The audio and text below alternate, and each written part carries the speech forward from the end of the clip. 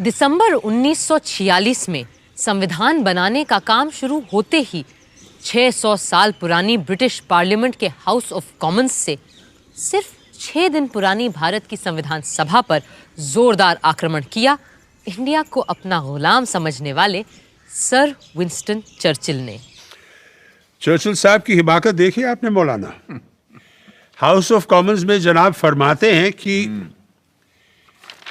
any attempt by the Congress Party to establish Hindu rule on the basis of majority will be fatal to any conception of the unity of India. This unity was a superficial appearance imposed there by the long generations of British rule. And it would pass away once the impartial guidance from the outside is withdrawn. बकवास। Election हारने से Churchill साहब का दिमाग फिर गया। Quaid-e-Azam, listen to this. Churchill says even more in his speech. The British government owed special protection to the Muslims, numbering 90 million. But today they've been outwitted and outmaneuvered. This is exactly what I have been saying all along. Therefore, this meeting in Delhi is not the proposed Constituent Assembly, and it represents only one major community in India. Right. Churchill knows how to call a spade a spade. जनाब आगे फरमाते हैं, इरशाद। If a bride or a bridegroom fails to turn up at the church, the result is what is called a unilateral wedding. The absolute essence is that both parties should be there. और वो खुद क्या हैं? दुल्हन के बाप।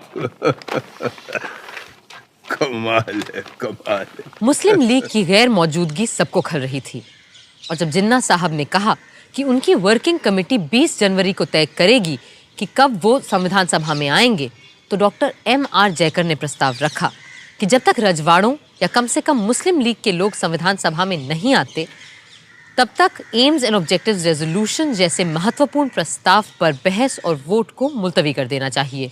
पर हर किसी को ये बात गवारा नहीं थी। If this resolution is postponed, what guarantee is there that the Muslim League will come and attend the sessions?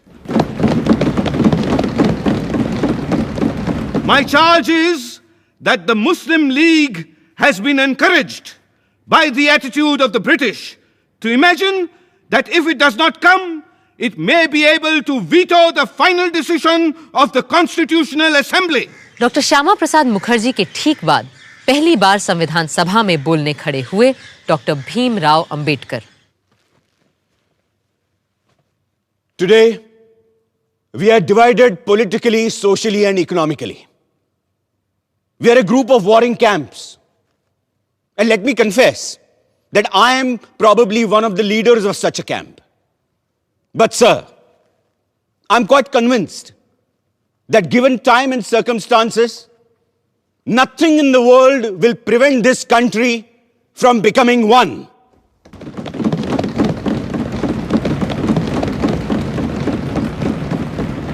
However,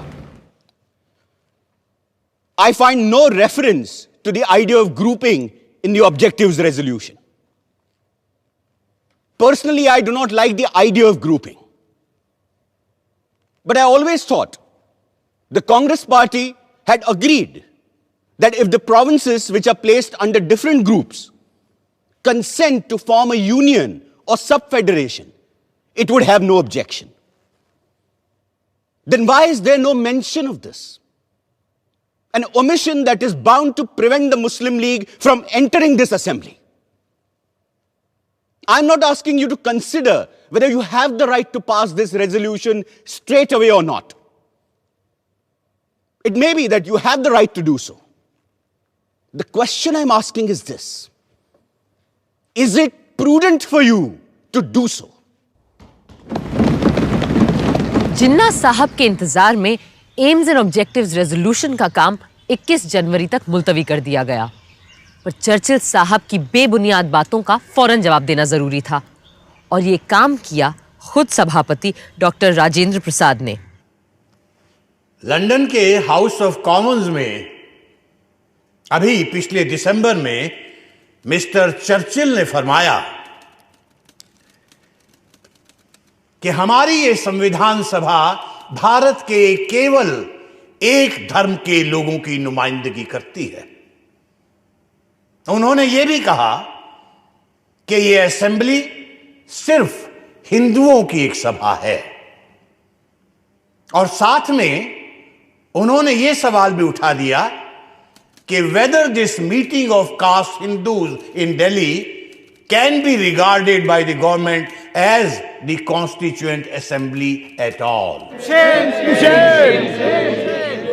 इस किस्म के बयान न सिर्फ तथ्यों के बिल्कुल विपरीत हैं, बल्कि गलत और भ्रामक बातें भी फैलाते हैं।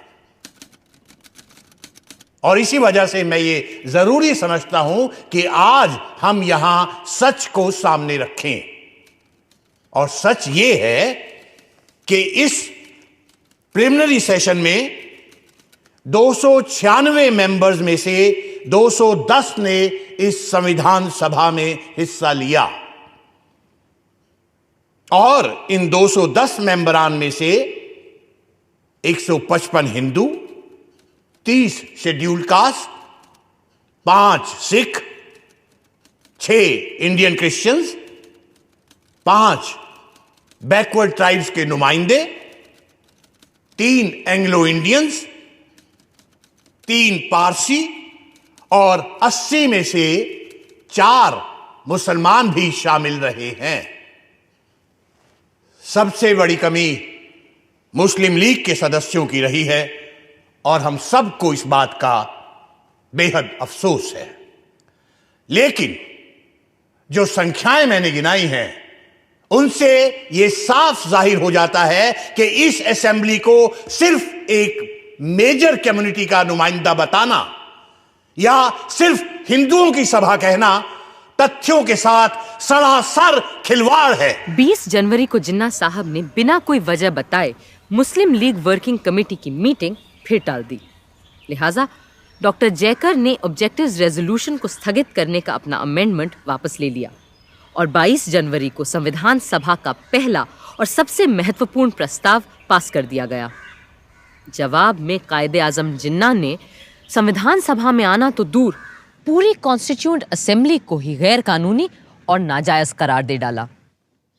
The working committee of the Muslim League is emphatically of the opinion that elections to and the summoning of the Constituent Assembly, in spite of the strong protest and emphatic objection of Muslim League, were ab initio void, invalid, and illegal, as the major parties had not accepted the statement.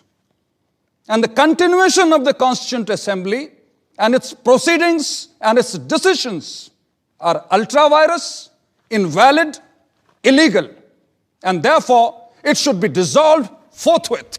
उधर chamber of princess यानी राजे रजवाड़े भी पंडित नेहरू के प्रस्ताव से बहुत घबराए हुए थे। नवाब साहब भोपाल ने राजघरानों की हड़बड़ाहट एक प्रेस कॉन्फ्रेंस में जाहिर की।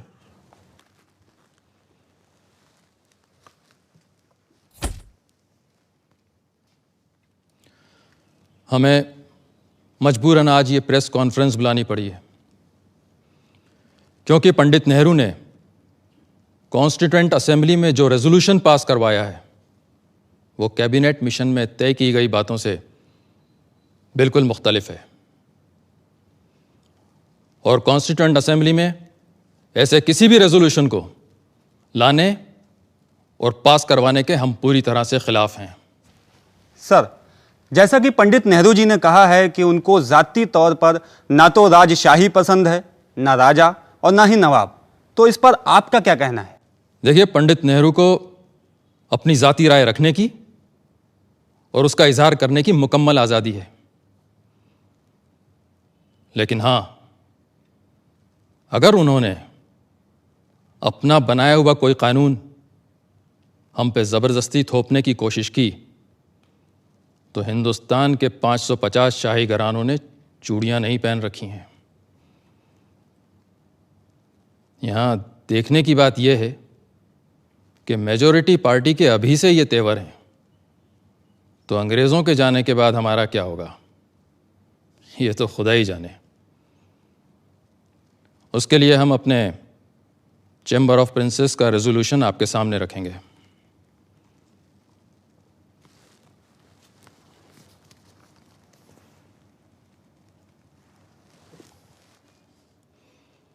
The Princess Chamber wants to make it clear in unequivocal terms that there could be no compromise on the monarchical form of government in the Indian state.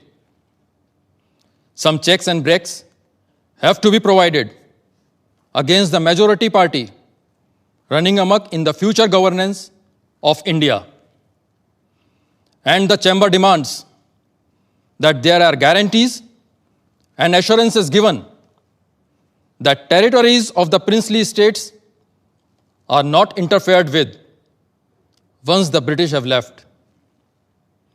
And we will be free to follow our customs and rules as far as the succession is concerned.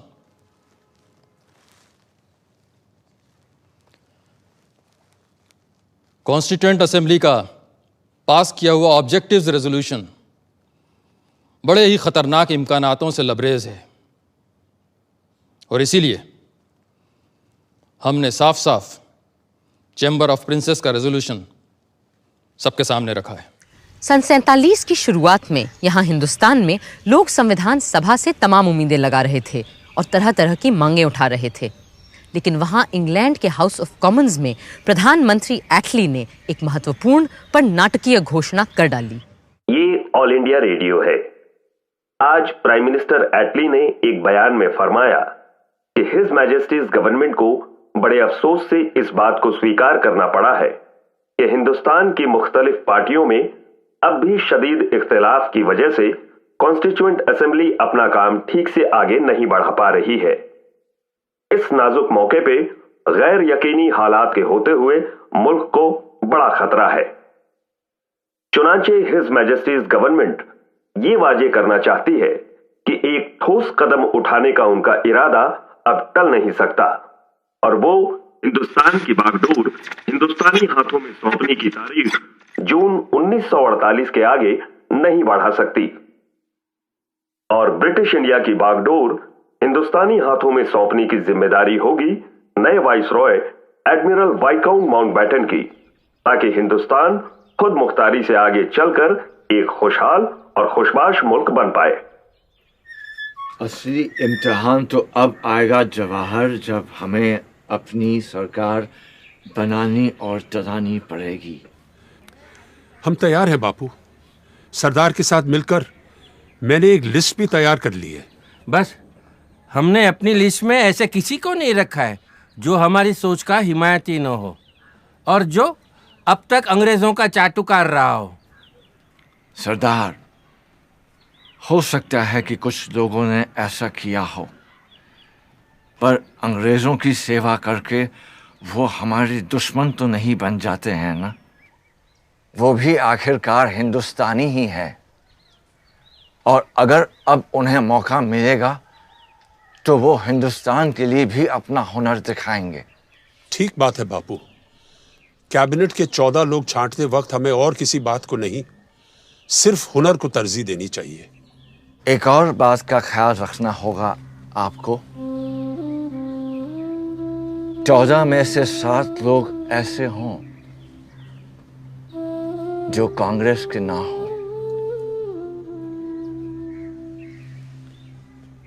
और ये भी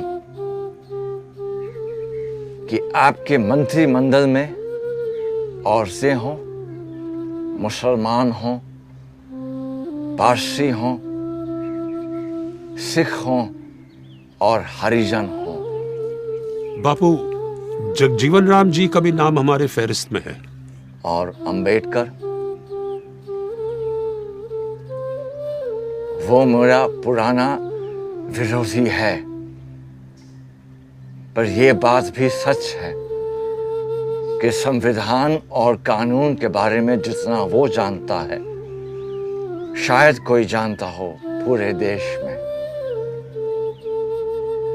और अगर आपने अंबेडकर के ज्ञान और अनुभव का फायदा नहीं उठाया तो नुकसान उसका नहीं, हिंदुस्तान का होगा।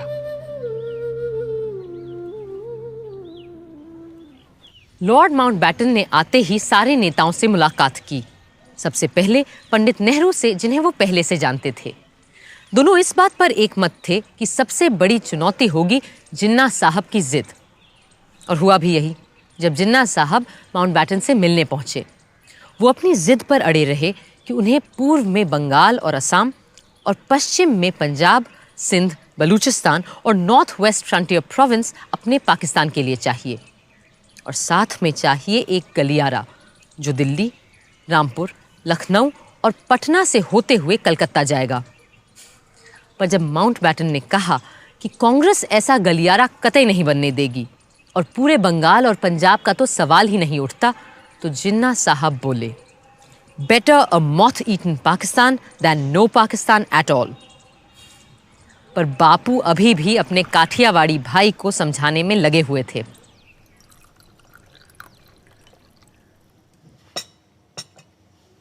May I have some salt, please? Sure.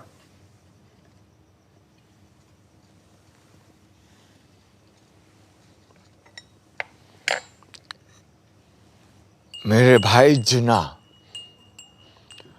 I will plead with you 70 times 7 if the need be. But I can never agree to your idea of dividing India.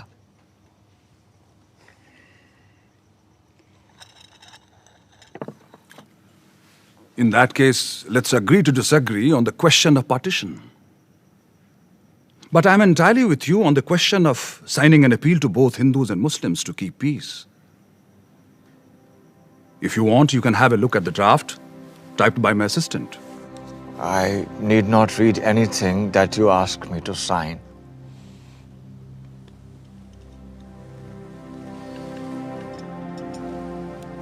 पहले आप।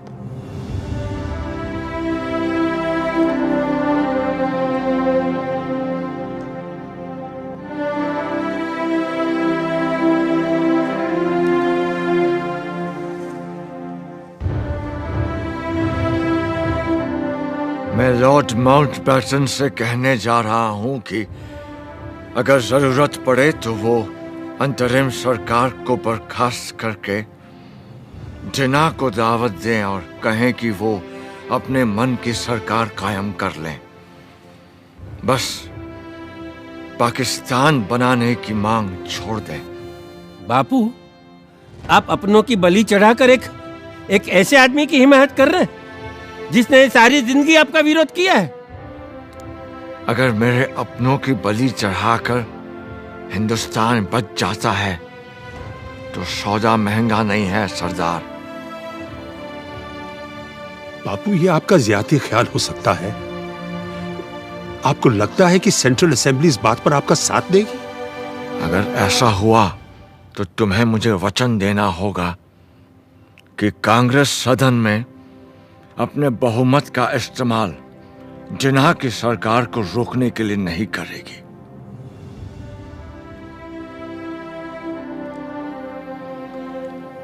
बापू, मैं हमेशा आपकी बड़ी इज्जत करते आया हूं,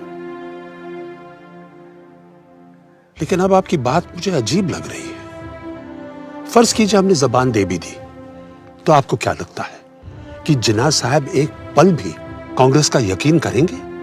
और फिर सदन में इतने सारे लोगों को समझाना क्या आसान होगा कि आप सारे के सारे चुपचाप हाथ पर हाथ धरे तमाशा देखते रहो कि कैसे जिन्ना जैसे तानाशाह की मनमर्जी चलती है?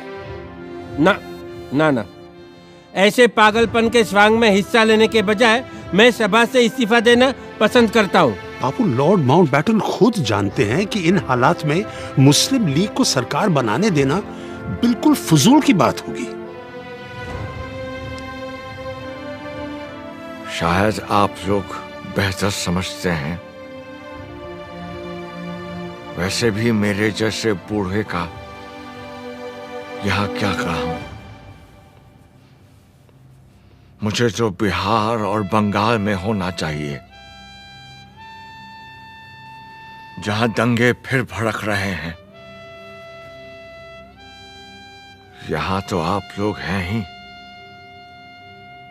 दिल्ली संभालने के लिए।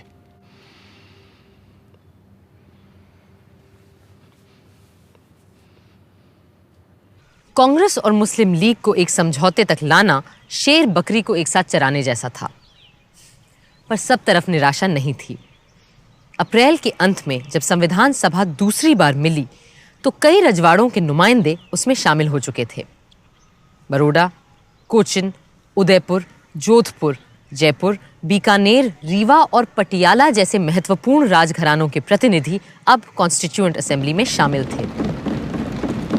The Constituent Assembly welcomes the representatives of the princely states and expresses the hope that others who have not chosen their representatives will take immediate steps to do so.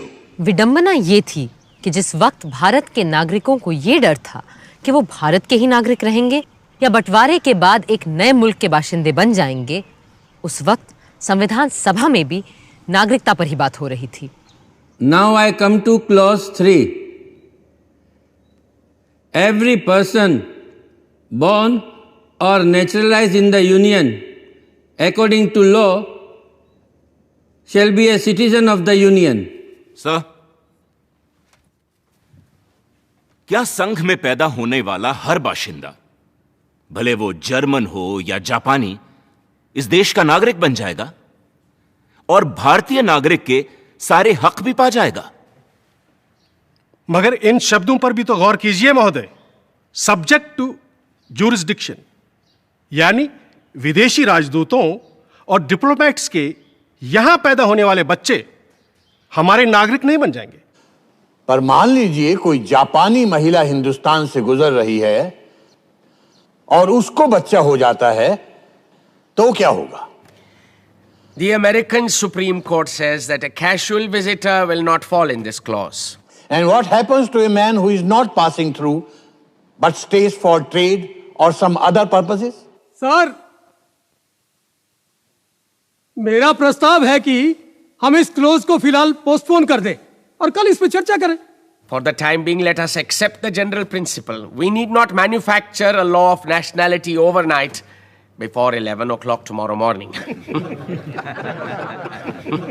I will request lawyers and jurists who are members of this house to pay attention to this clause, and a committee of 3 lawyers is formed. Sir, I suggest that in addition to 3 lawyers, 1 man of common sense should also be added. And I do not exclude lawyers from the category of people of common sense.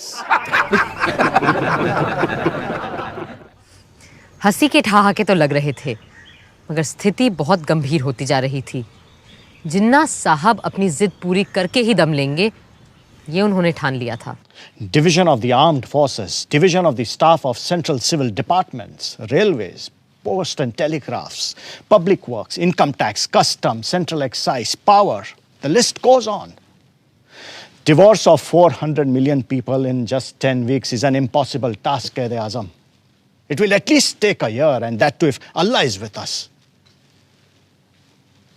I do not have that much of time. Pakistan will have to come into existence before these congressmen poison the mind of Mountbatten, who has dreams of becoming the Governor General of Pakistan. And that will never be. Actually, Jawaharlal is the problem. He told the Viceroy there will be no division of any assets, as some parts are just seceding from the entity called India. And the seceding parts will have to build up their own assets, administrative records, and machinery. Secession. Secession, my foot. It is not a question of secession. It is going to be a division of India, and both Nehru and Mountbatten better understand that. Otherwise, I'm going to call for another direct action day. ऐसे में जब viceroy Mountbatten ने हिंदुस्तान के बंटवारे की तजवीज़ सामने रखी, तो कई लोग सोचने लगे कि जहर पूरे देश में फैल जाए, इससे बेहतर यही होगा कि शरीर का बीमार भाग काटकर अलग कर दिया जाए। इस माहौल में कांग्रेस कार्यकारिणी की बैठक हुई। आप सब ने लॉर्ड माउंटबेटन की तजवीज सुनी है, कैसे वो हिंदुस्तान के कुछ इलाकों को खुद मुख्तारी का हक देना चाहते हैं। इससे एक तरफ जहां भारत के कट जाने का डर है, वहां दूसरी तरफ आजादी की उम्मीद नजर आती है। इसलिए हमने फैसला किया है कि इस प्रस्ताव को हम मंजूर कर लें। कांग्रेस पहले तो मुस्लिम लीग को ढील देती चली गई कि शायद अब वो संविधान सभा में आ जाएंगे, पर इससे हमें मिला क्या? दंगे, लूटमार, आगजनी। हमें अहिंसा और स्वराज के अपने सिद्धांत को सामने रखकर ही कोई फैसला करना चाहिए था, पर अब तो एकमात्र लोकतांत्रिक तरीका यही बचा है कि हम माउंटबेटन के प्रस्ताव को अपनी मंजूरी दे दें। मुझे नहीं लगता कि हमारा यह फैसला सही है, मगर शायद हमारे पास और कोई चारा ही नहीं है। बदकिस्मती से इस वक्त हमारे सामने दो रास्ते हैं, एक तरफ कत्ल व गालत और दूसरी तरफ लीग की जिद के आगे झुकना। लेकिन मुझे पूरा यकीन है कि ये लकीर लोगों के दिलों की नहीं, सिर्फ नक्शे की तकसीम कर रही है। और इंशाअल्लाह ये जो बंटवारा है ये चंद ही दिनों की बात है और जल्द ही हम फिर से एक हो जाएंगे। भारतीय राष्ट्रीय कांग्रेस ने सदा भारतवासियों की बात उठाई है, कभी हिंदू या मुसलमान की नहीं, जैसा हम आज कर रहे हैं। हमने हमेशा अक्षुण्णता और अखंडता की बात की है, और यदि आज हमने इस प्रस्ताव को स्वीकार कर लिया तो एक समरस भारत का हमारा सपना चूर चूर हो जाएगा। और जहां तक मेरा प्रश्न है, मुझे अंग्रेजों की गुलामी तो स्वीकार है, लेकिन देश का बंटवारा मुझे किसी कीमत पर स्वीकार नहीं। आज भारत के सामने अपनी आजादी का एक अवसर आया है। इस अवसर को क्या हम हाथ से चले जाने देंगे? ये कहना सही नहीं है कि पहले अंग्रेजों को चले जाने दो, फिर हम सब कुछ ठीक कर लेंगे, संभाल लेंगे। अरे कैसे हल करेंगे हम सारे सवाल? क्या हाल होगा उनके चले जाने के बाद? ये कभी किसी ने सोचा है? मेरी बात शायद कुछ लोगों को अच्छी न लगे, लेकिन कभी कभी पूरे शरीर में रोग फैल जाने देने से अच्छा होता है अपने बीमार अंग को काट कर फेंक दे, अलग कर दे शरीर से। 3 जून 1947 वाइसरॉय माउंटबेटन ने रेडियो पर वो शब्द बोले जिन्होंने देश के नक्शे को ही नहीं, न जाने कितने दिल, घर, परिवार और जिंदगियों को भी काट डाला। To my great regret, it has been impossible to obtain agreement either to the cabinet mission plan or any other plan that may preserve the unity of India. But there can be no question of coercing of any large area in which one community has a majority to live against their will under a government in which another community has a majority.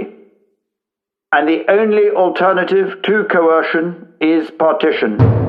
Partition of India, partition of Punjab and Bengal. 3 जून की घोषणा ने पूरे देश में एक खलबली मचा दी थी। हर तरफ से हिंसा और तनाव की खबरें आ रही थीं, पर संविधान सभा को तो अपना काम करना था। 14 जुलाई को जब सभा दोबारा मिली तो खुशी की बात यह थी कि मुस्लिम लीग के लोग भी उसमें मौजूद थे। हाँ, भारत के सिर्फ उन हिस्सों से जो बंटवारे में नए मुल्क पाकिस्तान के साथ नहीं जा रहे थे। Members who have not yet presented their credentials will now do so and sign the register. Haji Abdul Sattar Ishaq Said from Madras. Sir, I would like to raise a point of order. Does the honorable member, Mr. Haji Abdul Sattar, still subscribe to the two-nation theory? This is not a point of order. It is a question of the right of the member elected to the Constituent Assembly, and I cannot prevent any elected member from signing the register. You may go ahead, please. Further on the list, B. Pokar Sahab Bahadur, Madras. Mahmood Ali Beg Sahib Bahadur Madras, Maulvi Syed Mohammad Saadullah Assam, Dr. B.R. Ambedkar Bombay. Doctor Ambedkar को दोबारा इस बार बॉम्बे से चुनकर आना पड़ा क्योंकि बंटवारे में उनकी सीट पूर्वी पाकिस्तान जा चुकी थी। हाँ, फायदा हुआ तो सिर्फ इतना कि 552 में से ज्यादातर रजवाड़े अब भारत का हिस्सा बनना मंजूर कर चुके थे। The next item is the motion to be moved by Honorable K.M. Munshi.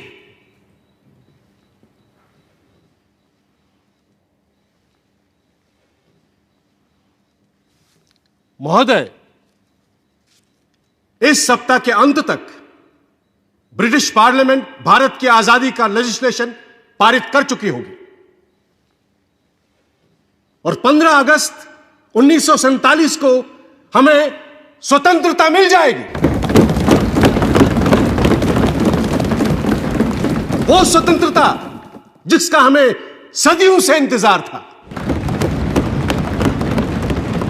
हमारे देश में अब एक तरह की समानता आ गई है, हालांकि स्वयं देश की सीमाएं सिकुड़ गई हैं। अब हम एक आजाद और सशक्त भारत के उद्देश्य की ओर पूरे जोश और उल्लास से आगे बढ़ सकेंगे।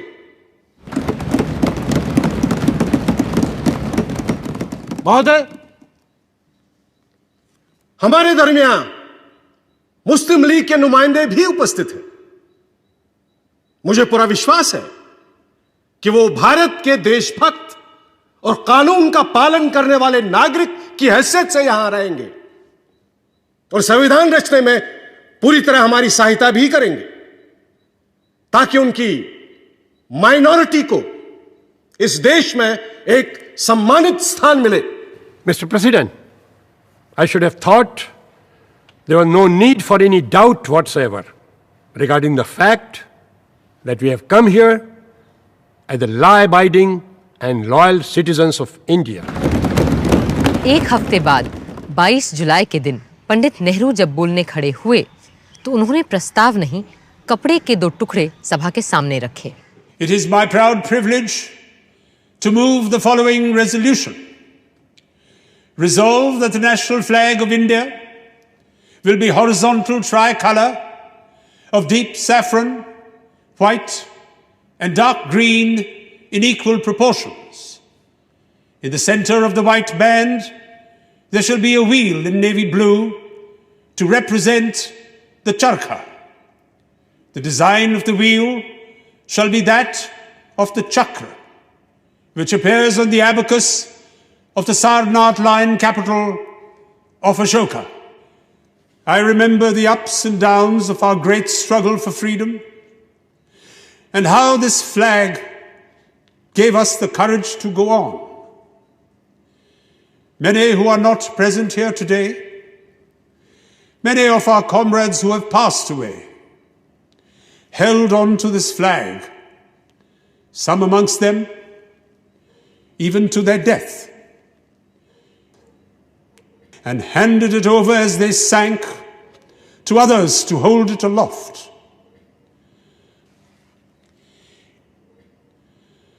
So, in this simple form of words, there is much more than will be clear on the surface.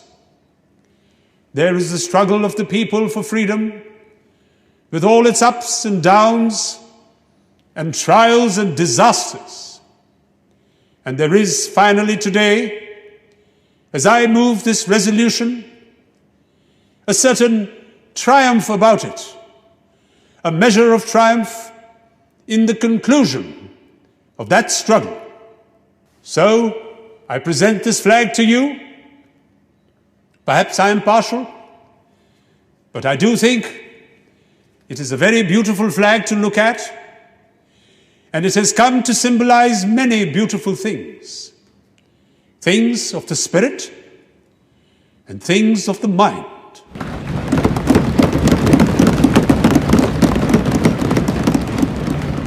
I now present to you not only the resolution, but the flag itself. One is silk and one in cotton.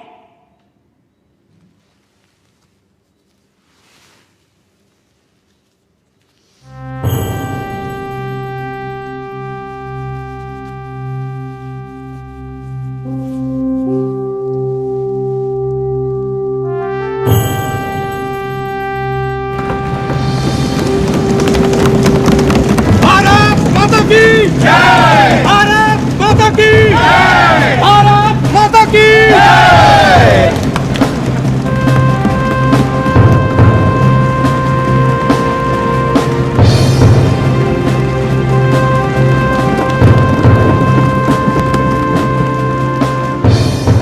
I beg to move this resolution. Mr. President, my amendment is that inside the chakra, in the white band, the swastika, the ancient Indian symbol of Shantam Shivam Sundaram, be inscribed. But now that I have seen the flag, I find it somewhat hard to fit the swastika into the chakra. In these circumstances, I beg leave to withdraw my amendment. HV Kamat साहब के लिए हर बात का विरोध करना जरूरी था, पर सदन के बाकी सदस्य हिंदुस्तान के नए परचम के साथ थे। मोहम्मद सादुल्ला ने खुलकर अपनी बात रखी। जनाब सदर, मेरे ख्याल में हमारा परचम सिर्फ परचम नहीं है, इसमें हमारी उम्मीदों के रंग हैं, हमारी जद्दोजहद और कुर्बानियों की कहानी भी है। हमारे मजहब इस्लाम में यही हिदायत दी गई है और मुस्लिम लीग की हाई कमांड और कायदे आजम का भी यही मानना है कि जो इंसान जहां रहे वहां की सरकार और आइन का वफादार रहे। और इसी उसूल को मानते हुए मैं उस परचम को सलाम करता हूं जो यहां हाउस में पंडित जवाहरलाल नेहरू ने पेश किया है। महोदय, मैं कहना चाहता हूं कि 27 वर्षों के इस स्वतंत्रता संग्राम में जिस तिरंगे के नीचे हमने स्वाधीनता प्राप्त की है, वही रंग हमारे राष्ट्रीय ध्वज के रंग हों, यह एक स्वाभाविक बात है। मुझे दुख है कि इस समय कुछ लोग सांप्रदायिकता में मदमस्त होकर आपत्तिजनक घटनाएं कर रहे हैं। अभी परसों की ही बात है, दिल्ली में हिंदी के संबंध में एक सभा हुई, वहां हुल्लड़बाजी हुई। इतना ही नहीं, कई मोटरों पर जो राष्ट्रीय ध्वज लगे हुए थे उन्हें निकालकर फेंक दिया गया। मैं कहता हूं कि सांप्रदायिकता से मदमस्त होकर झंडे का अपमान करना सारे राष्ट्र का अपमान करना है। भारत माता की जय! भारत माता की जय! भारत माता की जय! संविधान सभा का अगला यानी 5वां सत्र शुरू होना था एक बहुत ही ऐतिहासिक दिन, 15 अगस्त 1947। 14 अगस्त की शाम से ही सदन की कार्यवाही शुरू हो गई थी, उस घड़ी के इंतजार में जिसका हर हिंदुस्तानी को जाने कब से इंतजार था। वंदे मातरम, वंदे मातरम, सुजलाम सुफलाम मलयज शीतलाम सस्य श्यामलां मातरं वन्दे मातरं। शुभ्रज्योत्स्ना पुलकितयामिनीं फुल्लकुसुमित द्रुमदलशोभिनीं सुहासिनीं सुमधुरभाषिणीं सुखदां वरदां मातरं वन्दे मातरं वन्दे मातरं।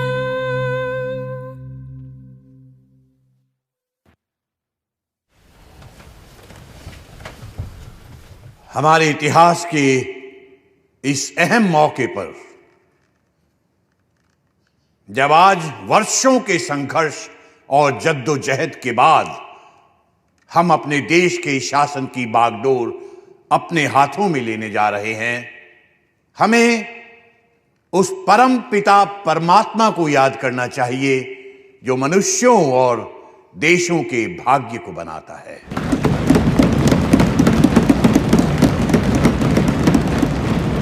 और हम आज उन अनेकानेक ज्ञात और अज्ञात, जाने और अनजाने पुरुषों और स्त्रियों के प्रति श्रद्धांजलि अर्पित करते हैं जिन्होंने इस दिन की प्राप्ति के लिए अपने प्राण न्योछावर कर दिए। हंसते हंसते फांसियों के तख्ते पर चढ़ गए, गोलियों के शिकार बन गए। जिन्होंने जेल खानों और काला पानी के टापू में घुल घुल कर अपने जीवन का उत्सर्ग कर दिया। जिन्होंने बिना संकोच माता पिता, स्त्री संतान, भाई बहन और यहां तक कि अपने देश को भी छोड़ दिया। अपना धन, जान सबका बलिदान कर दिया। आज ये उनके त्याग और तपस्या का ही फल है कि हम इस दिन को देख पा रहे हैं।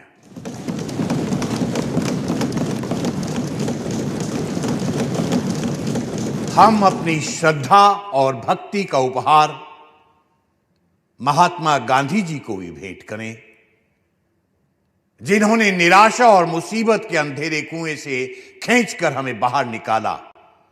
हमारे दिलों में ऐसी जिंदगी फूंकी कि हम में अपने जन्म सिद्ध अधिकार, स्वराज के लिए दावा पेश करने की हिम्मत और ताकत आई। जिन्होंने हमारे हाथों में सत्य और अहिंसा का एक ऐसा अचूक अस्त्र दिया कि जिसके जरिए बिना हथियार उठाए स्वराज का अनमोल रत्न हमने हासिल कर लिया।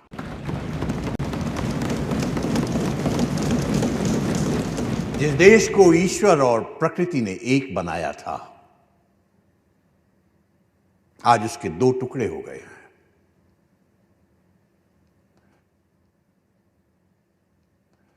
मुझे यह कहना पड़ता है कि इस बंटवारे से हमारे दिलों में दुख है, मगर इसके बावजूद हम आपकी और अपनी तरफ से पाकिस्तान के लोगों को अपनी नेक नियति, उनकी तरक्की और कामयाबी के लिए अपनी सदिच्छा और सद्भावना प्रकट करना चाहते हैं।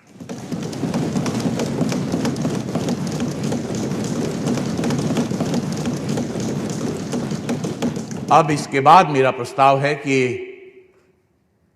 हम सब उन वीरों की पुण्य स्मृति में जिन्होंने देश में और देश के बाहर हमारे स्वातंत्र संग्राम में अपनी बलि दी है, कुछ क्षण मौन खड़े रहें।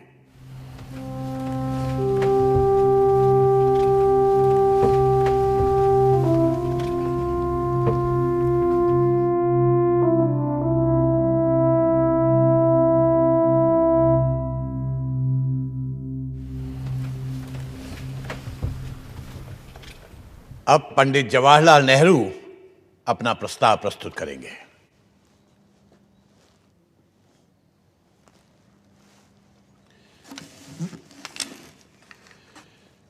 सदर साहब, कई साल हुए जबकि हमने किस्मत से एक बाजी लगाई थी, एक इकरार किया था, प्रतिज्ञा की थी।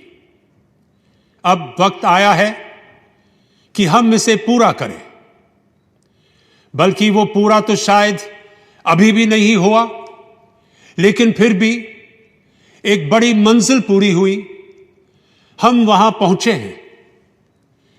फिर मुनासिब है कि ऐसे वक्त में हमारा पहला काम यह हो कि हम एक प्रण, एक नई प्रतिज्ञा फिर से करें, इकरार करें आइंदा हिंदुस्तान और हिंदुस्तान के लोगों की खिदमत करने का। चंद मिनटों में यह असेंबली पूरी तौर से आजाद खुद मुख्तार असेंबली हो जाएगी और नुमाइंदगी करेगी एक आजाद खुद मुख्तार मुल्क की। हमने एक मंजिल पूरी की है और आज उसकी खुशियां मनाई जा रही हैं। लेकिन ये भी हम जानते हैं कि हिंदुस्तान भर में खुशी नहीं है। हमारे दिल में रंज के टुकड़े काफी हैं और दिल्ली से बहुत दूर नहीं, बड़े बड़े शहर जल रहे हैं। वहां की गर्मी यहां आ रही है। खुशी पूरे तौर से नहीं हो सकती, लेकिन फिर भी इस मौके पर हिम्मत से इन सब बातों का सामना करना होगा। अब मैं अपनी बात अंग्रेजी में भी पेश करूंगा। Long years ago, we made a tryst with destiny, and now the time comes when we must redeem our pledge. Not only or in full measure, but very substantially. At the stroke of the midnight hour, when the world sleeps, India will awake to life and freedom.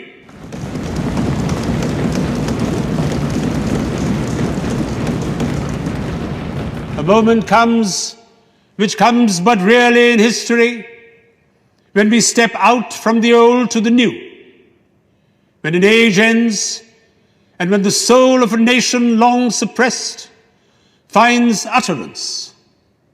It is fitting that at this solemn moment, we take the pledge of dedication to the service of India and her people, and to the larger cause of humanity. सारा हिंदुस्तान और पूरी दुनिया नेहरू जी के अल्फाज सुन रही थी और घड़ी के 12 बजने का इंतजार कर रही थी। I will now put the resolution to vote. Sir, Mr. President, there are 2 amendments that are standing in my name. No! But since the 0 hour is fast approaching, I do not propose to move my amendments. Thank you. Thank you. I will now put the resolution to vote. The members will please express their assent by saying aye. Aye. We have resolved, as the clock strikes 12, we shall take the pledge.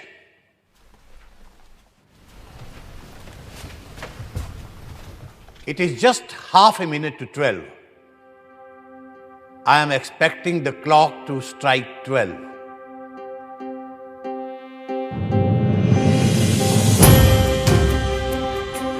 अब जबकि हिंदवासियों ने त्याग और तप से स्वतंत्रता हासिल कर ली है, मैं राजेंद्र प्रसाद, जो इस विधान परिषद का एक सदस्य हूं, शपथ लेने के बाद राष्ट्रीय ध्वज सबके सामने पेश किया गया। Shrimati Hansa Mehta will now present the national flag on behalf of the women of India.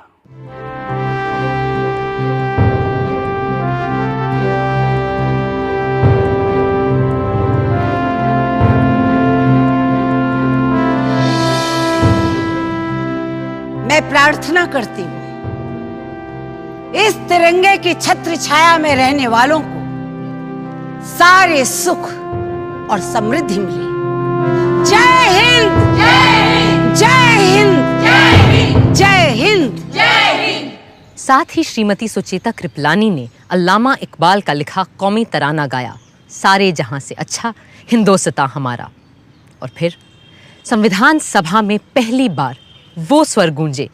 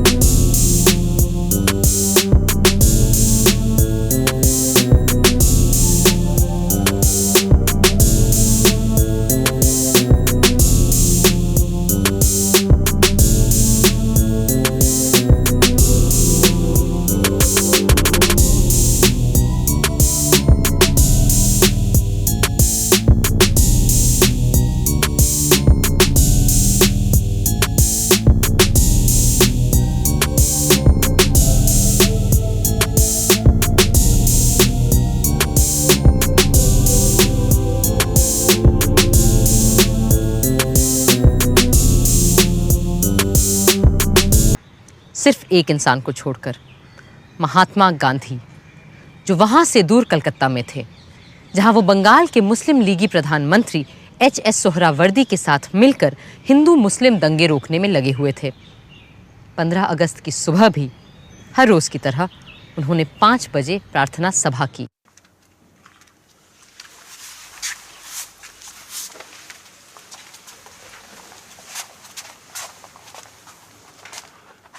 बापूजी, आज से हम आजाद हैं। तो आज आप इस खुशी के दिन को कैसे मनाएंगे? ऐसे खुशी के मौके तो ईश्वर की कृपा से ही आते हैं, सो मैं उसे याद करूंगा और धन्यवाद दूंगा। मेरा तो यही तरीका है।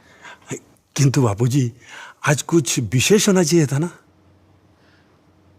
हाँ, आज मेरे पुत्र महादेव का जन्मदिन है और निर्वाण दिन भी,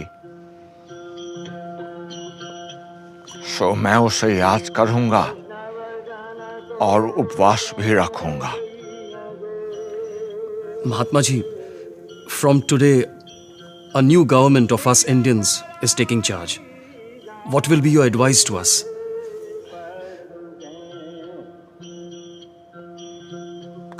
Be humble, beware of power.